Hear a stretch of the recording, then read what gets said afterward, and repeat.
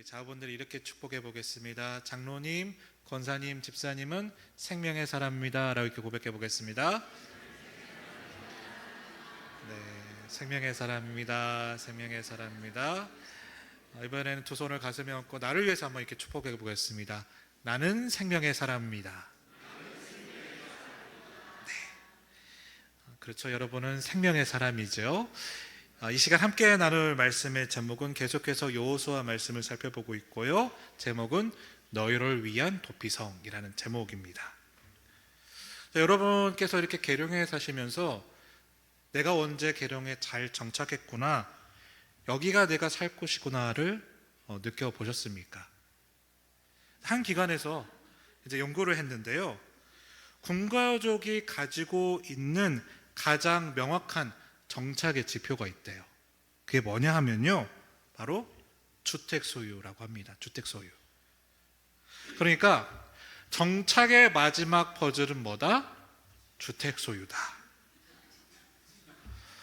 그러니까 이게 조사를 이렇게 막 해보니까 다른 그 어떤 이유보다 내 땅을 갖고 내 집을 갖고 있을 때, 여기가 바로 내가 사는 곳이구나, 이런 느낌을 자각하게 된다고 합니다. 예비역분들은 조금 더 와닿으실 것 같아요. 자, 그러면 이스라엘 백성들 입장에서는 어땠을까요? 자, 오늘 여호수아 말씀 보면 오늘 말씀 바로 직전인 여호수아 19장 마지막 절 51절 이렇게 말씀합니다. 후반절만 제가 한번 읽어보면 이렇게 고백해요. 제비 뽑아 나눈 기업이 이러하니라. 이에 땅 나눈 일을 어떻게 했다? 다 마쳤다. 자, 오늘로 말하면 뭐냐면 그 땅 문서를 하나님께 받았다라는 뜻이에요. 야, 이게 네 땅이야, 이게 너의 집이야, 이렇게 하나님께 인정을 받았다는 겁니다. 자, 이게 왜 감격스러운 사건이냐면 그동안 이스라엘 백성들에게는 자기의 집이 없었죠. 자기가 이렇게 밭으로 할 그 텃밭 한 평도 없었던 그런 상황이었습니다. 그런데 이제는 어떻게 된 거예요? 내 땅이 생겼고 내가 살 집을 가지게 된 거예요. 그래서 그때 아마 이들이 이렇게 느꼈을 거라고 생각해요. 이젠 정말 이 가나안 땅이 내 땅이고 내 집이구나. 젖과 꿀이 흐르는 축복받은 땅, 계룡이 내 땅이구나, 이스라엘이 내 땅이구나, 가나안이 내 땅이구나, 이 생각을 했다라는 겁니다. 자, 근데 오늘 보면 여호수아서 20장을 보시면 하나님은 그렇게 생각하지 않으신 것 같아요. 그러니까 가나안 땅에 하나님 나라가 세워지기 위해서는 마지막 퍼즐이 아직 하나 남아 있었다. 그러면 그 마지막 퍼즐이 뭐냐? 자, 오늘 보면 1절과 2절에 나와 있어요. 우리 교독해서 읽어보도록 하겠습니다. 제가 먼저 1절 말씀 읽어보겠습니다. 여호와께서 여호수아에게 말씀하여 이르시되,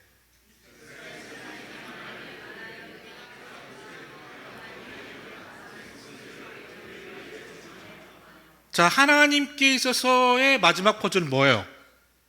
도피성이었어요. 하나님의 시각에서는 이스라엘 백성이 자기 땅과 자기 집을 소유하는 것이 정착의 마지막이 아니라 무엇이 마지막이었다? 저 도피성을 짓는 것이 마지막이다. 그래서 반드시 무엇을 했어야 됐다? 도피성을 세워야 했다는 겁니다. 자, 그러면 정착의 마지막 퍼즐인 이 도피성은 과연 뭘까? 왜 하나님이 이렇게 강조하셨을까를 우리 이 시간에 함께 나눠보기를 원하는데요. 자, 오늘 말씀을 통해서 우리 사랑하는 믿음의 동역자분들도 하나님께서 허락하신 그 도피성의 은혜를 함께 나누게 되시기를 주님의 이름으로 간절히 축복합니다. 그럼 먼저 첫 번째로 왜 우리에게 도피성이 필요하느냐? 자, 3절부터 5절 말씀 우리 교독해서 읽으시는 5절 말씀 합독해서 읽도록 하겠습니다. 제가 먼저 3절 말씀 읽어보겠습니다. 부지 중에 실수로 사람을 죽인 자를 그리로 도망하게 하라. 이는 너희를 위해 피의 보복자를 피할 곳이니라.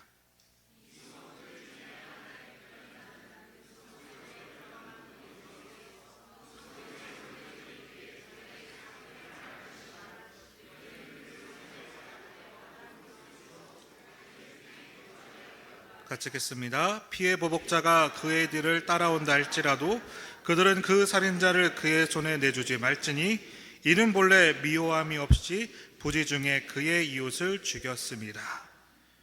여러분, 지금은 살인사건이 생기면 어떻게 합니까? 경찰이 먼저 나서서 범인을 추적해서 잡아요. 그러면 잡으면 검찰이 형사고발을 하게 되고, 그리고 법정에 가서 판결을 내리게 되면 죄의 대가를 받는 것이 오늘날의 이제 시스템이 됩니다. 자, 근데 당시에는 그런 역할을 대신할 경찰도 없었고, 재판을 때린 검사도 없었고, 검찰도 없었고. 그럼 어떻게 하느냐? 자, 그때 당시는 가족 중심의 부족 사회였던 거죠. 그래서 이 부족 사회에서 살인 사건이 생기면 어떻게 하느냐? 그렇게 되면 살해당한 사람의 가장 가까운 가족이나 가장 가까운 친척이 오늘 본문에 나오는 피해 복수자가 되는 거예요. 그래서 이 사람들은 이때부터는 정당한 복수자로 인정을 받아서 우리 가족을 죽인 사람을 찾아가서 그의 정당한 복수를 하는 것이 그 당시의 법이고, 그것이 그 당시의 정의였다는 겁니다. 이게 우리가 잘 알고 있는 눈에는 눈, 이에는 이, 동형보복법이었던 거죠. 자, 그럼 우리가 이 동형보복법을 생각하면 이게 너무 잔인한 게 아닐까라고 생각할 수 있을 것 같아요. 근데 그게 아닙니다. 잔인하지 않아요. 자, 왜냐하면 우리 사람의 심리가 뭡니까? 누군가 나를 한 대를 때리면, 그럼 우리는 몇 대를 때립니까? 두세 대를 때리죠. 저는 이거 학교에서 너무 많이 봤습니다. 학교에서 친구들의 장난으로 이렇게 누군가 때리면, 쳤어? 그러면 두세 대를 때리고, 쭉 세네 대를 때리고, 그러다가 치고받고 학교에서 싸우는 거를 너무너무 봐왔어요. 아, 이게 인간의 본성이구나. 학교가 정말 사바나 같은 곳이더라고요. 그렇죠? 그렇게 치고받고 싸우는 남자애들이 학교에서 이제 초등학교 때는 없었고 중학교 때부터는 좀 있었던 것 같아요. 자, 이게 뭐냐? 그래서 이제 이게 생긴 거예요. 동형보복법이. 더 때리지 말고 더 보복하지 말라. 때린 만큼만 하고 당한 만큼만 해라. 이 동형보복법은요, 과도한 복수를 방지하기 위한 법인 거예요. 이거 잔인하지 않은 거예요, 사실은. 그래서 성경에서도 이게 나와요. 출애굽기 21장에서도 나오고, 레위기 24장에서도 나오고, 신명기 19장에서도 이 말씀이 나오고 있다는 거예요. 자, 그러면 이 동형보복법에 따를 때 살인사건이 나면 어떻게 되는 거예요? 어떻게 됩니까? 생명을 죽였으니까 뭘로 갚아야 돼요? 생명으로 갚아야 되는 거예요. 그러니까 내가 다른 사람의 생명을 빼앗았으면 나는 또 내 생명을 줘야 되는 게 동형보복법의 원칙이 된다는 겁니다. 근데 오늘 본문에 나온 것 같이 만약에 고의가 아니라 실수로 죽였다라면, 전혀 나는 그런 의도가 없었는데 사고에 의해서 의도하지 않게 다른 사람의 생명을 빼앗기게 하게 되면 어떻게 하느냐? 자, 오늘 말씀은 이걸 이야기하고 있는 겁니다. 자, 그래서 하나님께서 말씀하신 게 뭐냐? 바로 오늘 본문에 나오는 도피성의 제도랐던 겁니다. 다시 말해 하나님께서는 실수로 살인한 자의 그 생명을 지키기 위해서 도피성을 만들라라고 말씀하셨다는 거예요. 그런데 이 도피성에 들어가기 위해서는 오늘 본문의 말씀 보면 구체적인 프로세스가 있어요. 어떤 프로세스냐 이런 거예요. 실수로 먼저 사람을 죽이면 그러면 다시 가족이나 친척 가운데 피해 보복자가 나타나서 내 생명을 해하기 전에 나는 가장 먼저 어디로 가야 돼요? 도피성으로 도망을 해야 돼요. 그 성에 가면 그 성의 입구에 장로들이 있는데 그 도피성의 장로들을 그 다음에 만난 다음에 나에게 어떤 일이 있었는지를 구체적으로 진술을 해야 돼요. 내가 여차저차해서 이렇게 저렇게 했는데 근데 이건 절대로 고의가 아니었습니다. 이거를 표현해야 되는 거예요. 그러면 그 얘기를 들은 다음에 도피성에 있는 장로들이 판결을 내리는 겁니다. 그래 너 고의로 한 게 아니다. 이런 일로 너가 죽게 되면 억울하겠다. 그러면 이게 인정되면 어떻게 되느냐? 그 사람은 이때부터 도피성에 들어갈 수가 있어요. 그 도망오는 사람에게 도피성 안으로 살 수 있도록 거처를 마련해 주는 것이 이 도피성의 제도였다는 겁니다. 자, 그러면 내 가족이 죽었고 내 친척이 죽었어요. 그래서 내가 피해 복수자가 되어서 보복자가 돼서 그 사람을 내가 죽인 만큼 생명을 찾으려고 하는데 도피성에 들어가게 됐어요. 그럼 어떻게 됩니까? 이 피해 보복자는 그 사람을 죽일 수가 이제는 없는 거예요. 다시 말해 그 사람이 도피성에 들어가 있는 한 피해 보복자가 절대로 보복하지 못하게 하는 것, 이게 하나님께서 그렇게 강조하신 도피성 제도라는 거예요. 그래서 제가 이제 이 말씀을 준비하면서 뭘 느꼈냐면, 하나님께서는 이 도피성 제도를 굉장히 중요하게 생각하셨어요. 왜냐하면 방금은 전에도 언급해 드렸지만 이 도피성이라는 제도를 하나님께서는 출애굽기에서도 민수기에서도 신명기에서도, 신명기는 2번이나 걸쳐서 말씀하실 정도로 강조를 하셨다는 거예요. 근데 그 강조를 한 시점이 언제냐? 출애굽기, 민수기, 신명기는 아직 어디 있을 때예요? 광야에 있을 때예요. 가나안 땅이 없을 때 이미 말씀하셨던 거예요. 그런데 그들이 이제 가나안 땅에 와서 정착했을 때 내가 한 말 잊지 마, 도피성을 설치해라고 말씀하셨던 것이 오늘 본문 여호수아서 20장 말씀이라는 거예요.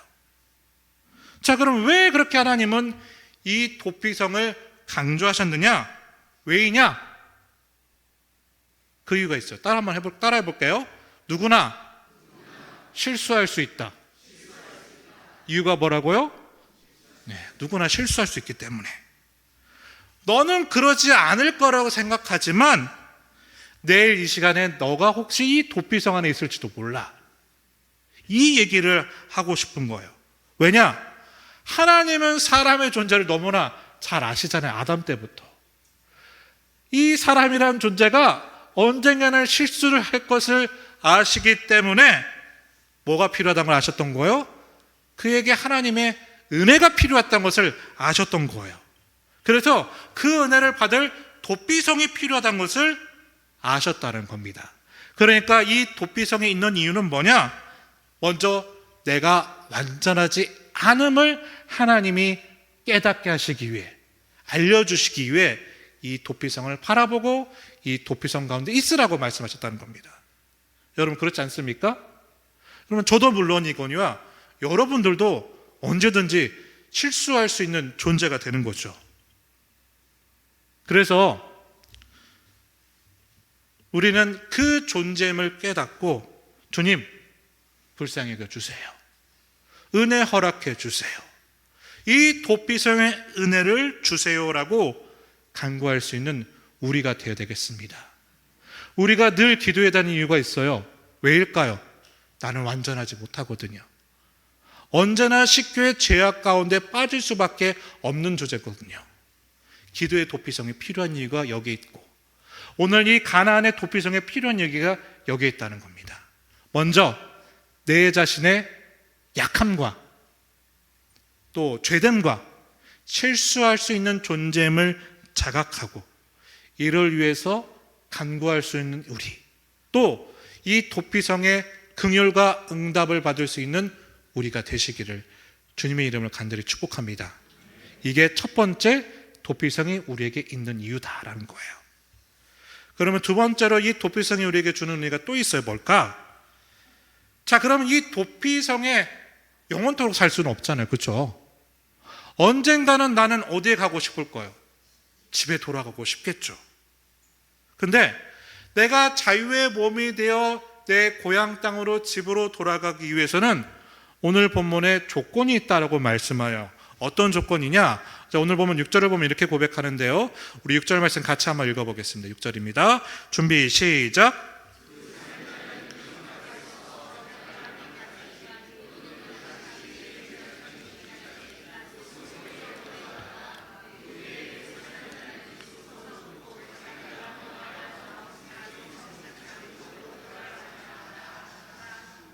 자, 이 말씀을 히브리어 원어로 보면 이렇게 되어 있어요. 너가 돌아가려면 두 가지 조건이 필요해. 그럼 첫 번째 조건이 뭐냐? 첫째 번째 조건은 뭐냐면 이 도피성 안에서 나의 그 살인한 죄를 위해서 재판을 받게 되는데 이 사람이 정말 고의가 아니라 실수였다, 의도하지 아니었다는 것이 먼저 명확하게 인정이 돼야 됩니다. 그 인정이 있어야만 도피성에 계속 있을 수 있는 자격이 주어져요. 그러면 그때 동안에는 집으로 갈 수 있다, 없다? 없다. 왜일까? 어쨌든 실수는 한 거예요. 다른 사람의 생명은 빼앗은 거다. 그러니까 여기에 대한 일정적인 책임이 나에게 있는 것이기 때문에 이 책임이 있는 한 가족에게는 돌아갈 수 없어요. 고향에는 돌아갈 수, 더더군다나 이 성 밖에서 피해 보복자가 기다리고 있을 수 있으니 돌아가기가 어려운 상황이 되는 거예요. 그러니까 우선은 나는 이 도피성에 계속 살아야 되는 거예요. 그런데 이 사람이 언젠가는 이 도피성을 벗어나서 고향으로 집으로 돌아갈 때가 되는데, 자, 그때가 언제냐? 이게 바로 두 번째 조건인데요. 자, 어떤 조건이냐? 그 시대에 한 명밖에 없는 대제사장이 죽었을 때, 그때 집으로 돌아갈 수 있어요. 그래서 저는 좀 이 말씀이 좀 이해가 안 되더라고요. 왜냐하면 이게 합리적이지가 않아요. 만약에 이렇게 얘기했으면 좀 이해가 됐을 것 같아요. 너는 이 도피성에 돌아가면 무조건 10년은 있어야 돼. 그러면 10년의 기간이 이 사람의 죄값이구나, 그 10년이 지나면 돌아갈 수 있겠구나라고 하면 좀 이해가 될 텐데, 이 사람이 고향 땅으로 돌아갈 수 있는 조건은 오로지 하나다. 이 사건과 전혀 관계없는 대제사장이 죽으면 돌아갈 수 있다. 그렇게 하나님은 말씀하시는데 사실 처음에는 잘 이해가 되지 않고 받아들이기가 좀 어렵더라고요.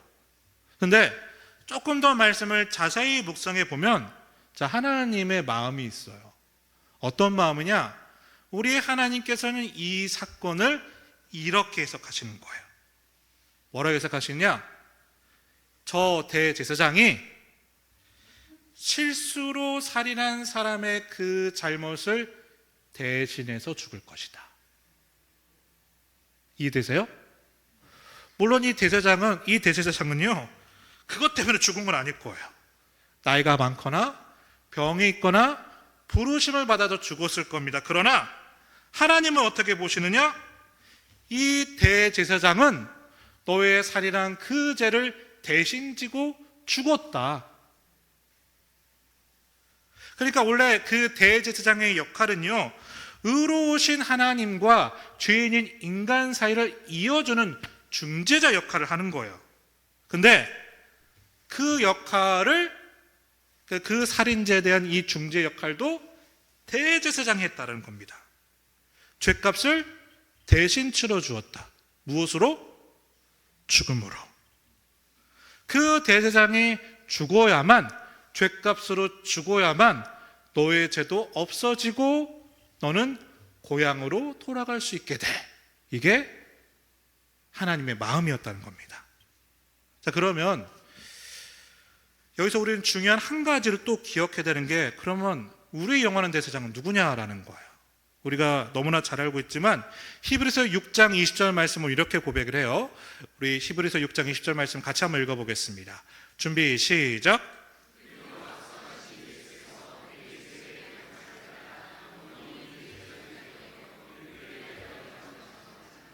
그러니까 우리의 영원한 대제사장, 우리의 죄를 지시고 돌아가신 이 대제사장이 누구냐? 누구라고요? 예수 그리스도인 줄로 믿습니다.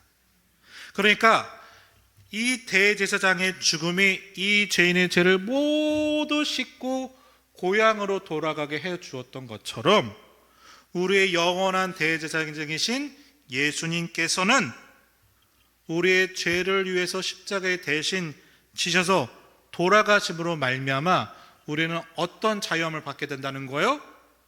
모든 죄에서 사함을 받고 우리는 우리의 영원한 고향의 집, 아버지의 집인 그 하나님 나라, 천국에 갈 수 있도록 인도하시는 그 문을 열어 주셨다는 겁니다. 이게 하나님의 놀라운 복음인 거죠. 이게 바로 우리 예수 그리스도께서 도피성이 되어주신다라는 그런 말씀인 줄로 믿습니다. 여러분, 맥스 루케이도라는 목사님이 계세요. 이 분의 고향은 저 텍사스의 오데사라는 지역인데요. 이제 텍사스 오데사는 완전히 내륙 지역이다 보니까 이 맥스 루케이도 목사님이 어렸을 땐 10살 때까지 한 번도 이제 바다를 보지 못했다고 합니다. 그러다가 삼촌이 이제 캘리포니아에 살고 있어서 이 어린 맥스 루케이도를 위해서 한 번은 이제 캘리포니아 한번 와, 뜨거운 해변가를 한번 보자 하고 이렇게 이제 루케이도를 초청을 했는데 어디로 데려갔냐면 여러분 산타모니카 들어보셔서 산타모니카 해변?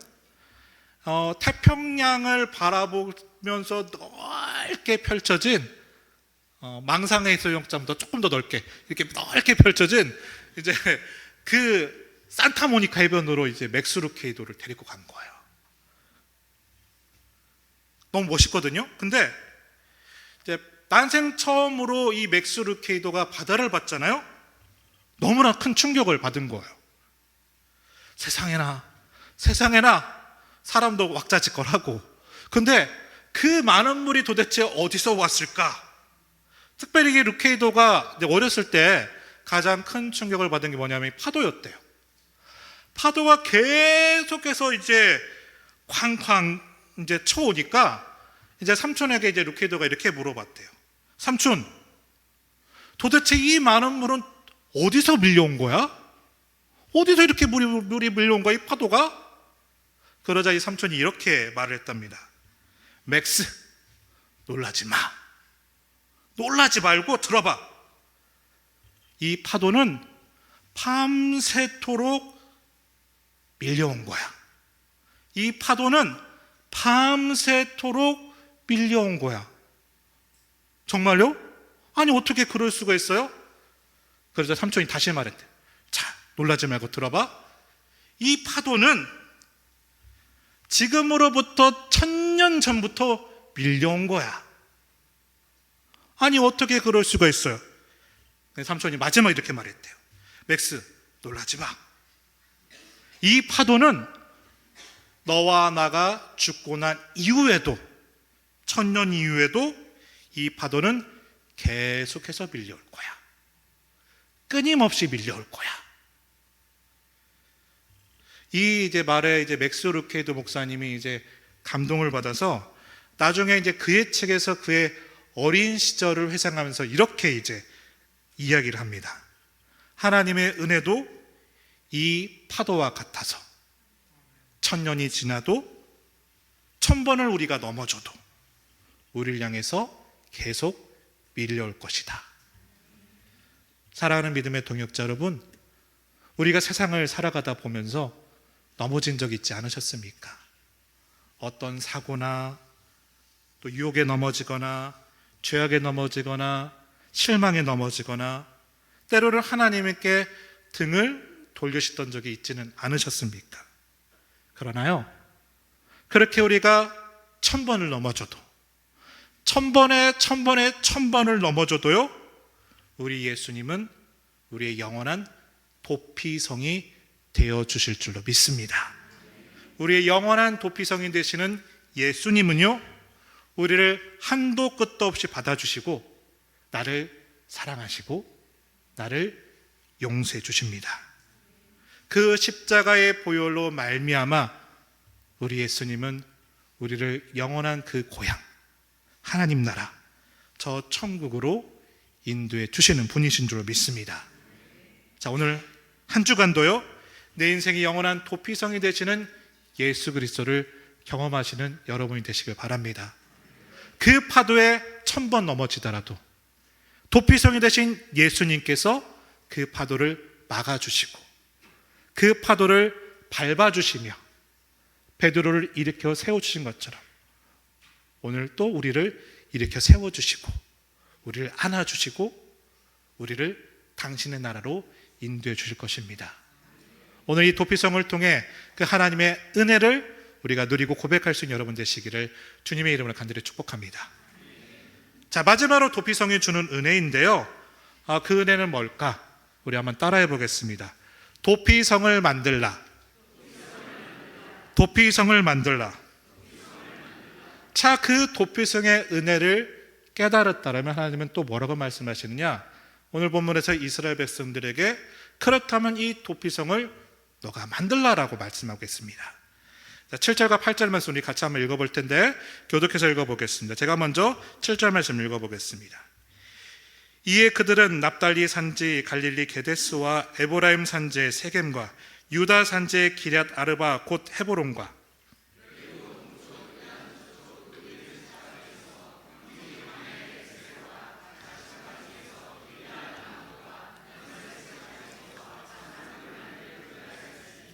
자, 제가 그림을 하나 준비했는데 한번 보여주시면요.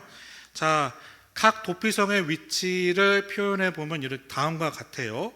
자, 요단 동편에는 3개가 있는데 지파별로 이렇게 하나씩 주셨고, 또 요단 서쪽에는 북부, 중부, 남부 이렇게 고르게 하나씩 주고 계세요.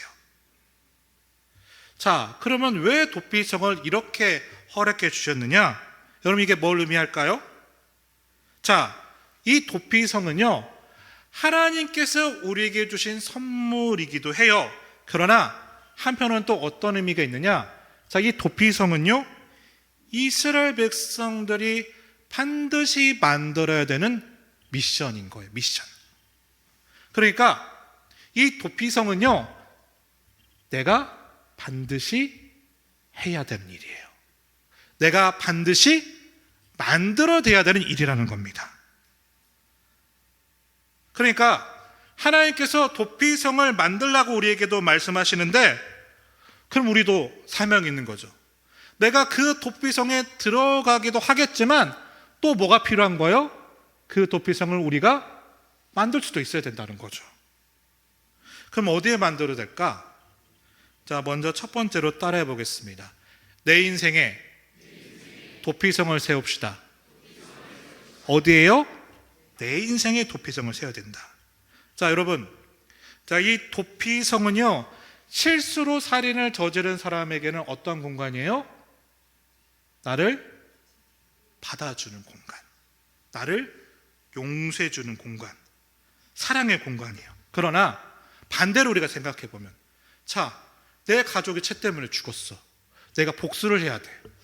그 사람에게 이 도피성은 어느 공간이에요? 증오의 공간이죠. 분노의 공간이 되는 거예요. 자, 그러면 그 억울함과 분노를 이 피보복자는 어디에다 풀어야 됩니까, 도대체? 하나님이 하시면 안 된다고 하는데 어떻게 풀어야 돼요? 그러니까 그 반대편 입장에서는 이 도피성은 원망과 분노의 공간이 될 수밖에 없다라는 거야. 하지만 처음에는 그렇겠지만 시간이 지나면 이 피해 복수자도 깨닫게 되는 일이 온다는 겁니다. 이렇게 되겠죠. 아, 내가 순간적인 감정과 순간적인 판단으로 하마터면 이 사람을 죽일 뻔했구나. 그래, 그 사람도 누군가의 아버지일 거고 누군가의 어머니일 거고 누군가의 자녀일 텐데 내가 그 사람의 생명을 빼앗을 뻔했구나. 저 도피성이 있었기 때문에 내가 괜한 살인을 할 뻔했구나. 그 살인을 면할 수 있었구나. 여러분, 이게 인생의 나중에는 깨달아지지 아니하겠어요? 그러니까 피해 복수자에게 도피성은 처음에는 원망과 증오의 공간이었지만 시간이 지나면서 이 도피성은요, 용서의 공간으로 깨달아지는 거예요. 용서의 공간. 이런 말이 있어요. 자, 용서하라는 뜻은 그 사람을 안아주라는 것뿐만 아니라, 용서라는 것은 그 사람의 감옥 안에서 울고 있던 나를 이제는 안아주라는 뜻이다. 이해되세요? 그 복수에게 따르는 그 분노 때문에, 그 증오 때문에 나는 그 사람의 감옥에서 헤어나오지 못하고 있는 거예요. 그렇죠? 용서는 그 안에 갇혀있는 나를 해방시켜주는 자유다. 사랑하는 믿음의 동역자 여러분, 오늘 여러분도 내 인생에 그 용서의 도피성을 세우게 될 때 내 인생에서 말로 이루할 수 없는 자유함을 누리게 될 줄로 믿습니다. 그 용서의 도피성 세울 수 있는 여러분 되시기를 주님의 이름으로 간절히 축복합니다. 자, 그럼 두 번째는 또 도피성을 어디에 세워야 될까요? 한번 따라해 보겠습니다. 우리의 가정에. 어디에요? 우리의 가정에 세워야 돼요. 자, 누가복음 15장 말씀 보면 그 탕자의 비유가 나와요. 우리가 이제 보통 탕자의 비유에서 어느 포인트에서 감동을 받습니까? 이 탕자가 아버지의 유산 절반을 가지고 와서 저 이방 나라에서 다 탕진해 버리고 아버지에게로 돌아오게 될 때, 아버지가 받아줄 때 우리는 이제 감동을 많이 하잖아요. 야, 이 아버지의 사람이 우리 주님의 사랑이구나.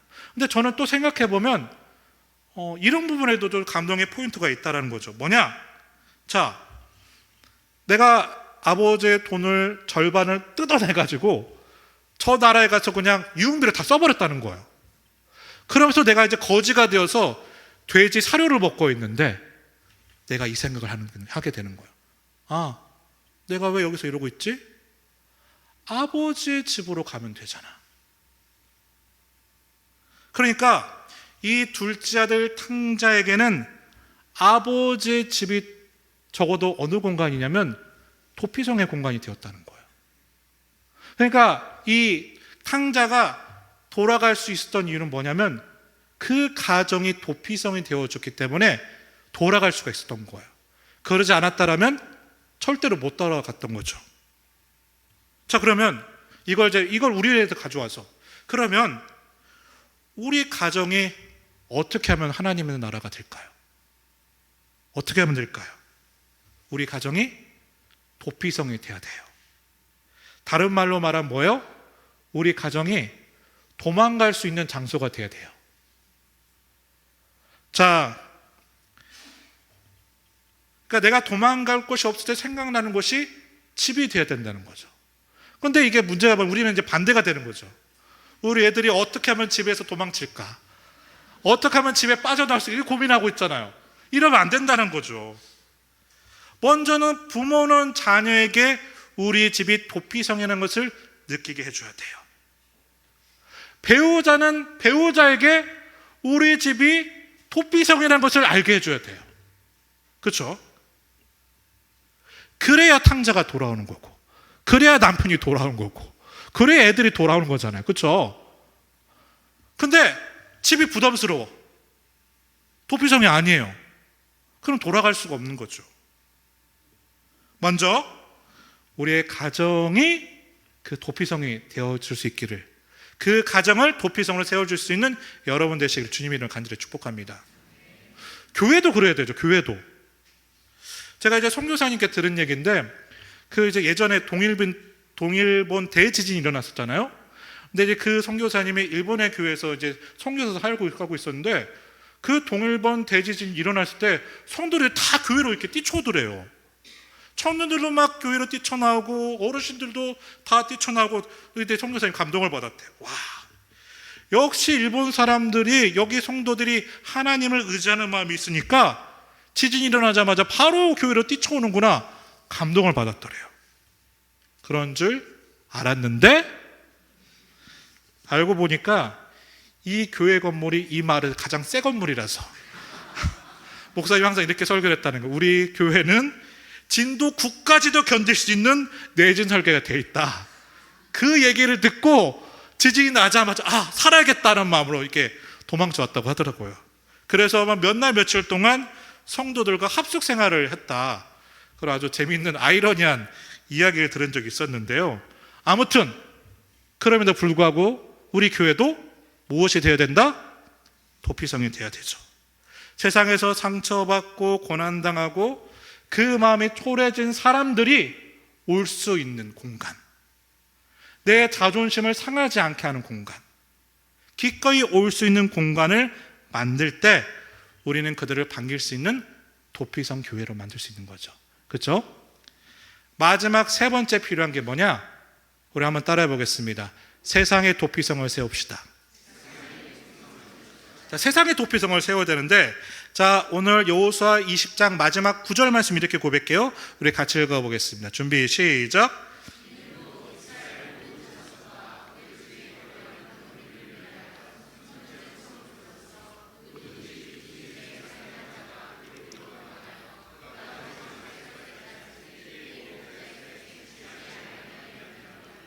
자, 전반절을 보시면, 자, 주님께서, 하나님께서 요약을 해주시면서 이 도피성에 올 수 있는 사람을 누구라고 해요?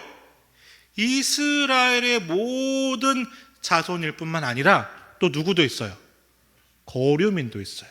다른 말로 하면 나그네도 있어요. 나그네. 그러니까 이 도피성은 지나가는 사람들도 올 수 있는 곳이에요. 이스라엘 사람만이 아니어도 된다. 유대인들만 해당되는 것이 아니다. 누구나 anybody, everybody 도피성에 들어올 수 있다. 그들에게 열려진 곳을 세워야 된다는 겁니다. 자, 그림 아까 다시 보여주세요. 자, 본 그림 보시면 이제 도피성이 세워진 곳에 하루 정도로 이동할 수 있는 거리를 동그라미 이렇게 그려보니까 어떻습니까? 하나님께서는 도피성을 배정할 때 어떻게 하셨냐면요, 웬만한 곳에서 하루면 어디든지 다 갈 수 있는 곳으로 도피성을 세우셨어요. 누구든지 어디에 살더라도 하루 만에 갈 수 있는 곳 뿐만 아니라 이 도피성으로 지정된 곳은 높은 지대에 있는 곳이에요. 저는 그래서 성당이 참 부러워요. 성당은요, 어느 동네를 가도 가장 높은 곳에 있어요. 그렇죠? 이 뜻이 있는 겁니다. 이제 이 높은 곳을 우리 이제 영어로 하면 뭐예요? 랜드마크라고 하죠. 랜드마크. 랜드마크로 세워라. 누구든지 알아볼 수 있는 그곳으로 세워라. 또 중간중간에 방해물이나 이런 것들을 수시적으로 제거해주고, 또 어떻게 하느냐? 이 길이 좁은 길이 아니라 32규의 넓은 폭으로 만들어야 되고, 또 가다가 이곳으로 가면 도피성으로 나옵니다, 이곳으로 가면 도피성으로 나온다는 것을 곳곳에 표지판을 만들었다라는 겁니다. 자, 하나님 마음은 뭐예요? 모든 사람에게 이 도피성의 은혜가 전해지기를 원하셨던 거죠. 그 도피성이 예수 그리스도이신 거죠. 그렇죠? 자, 그렇다면 이 도피성의 은혜는 예수 그리스도를 통해서 우리에게 주어지는 복음의 은혜고 구원의 은혜인 줄로 믿습니다. 그 복음의 은혜를 세상에 전하는 것, 누구에게나 전하는 것, 그 구원의 은혜를 이웃에게, 형제들에게, 장병들에게, 지역에, 열방에 전하는 그 선교의 사명을 다하는 도피성을 세우는 인생이 우리가 되어야 된다는 겁니다. 그 일들이 우리를 통해 나타나게 되시기를 주님의 이름으로 간절히 축복합니다.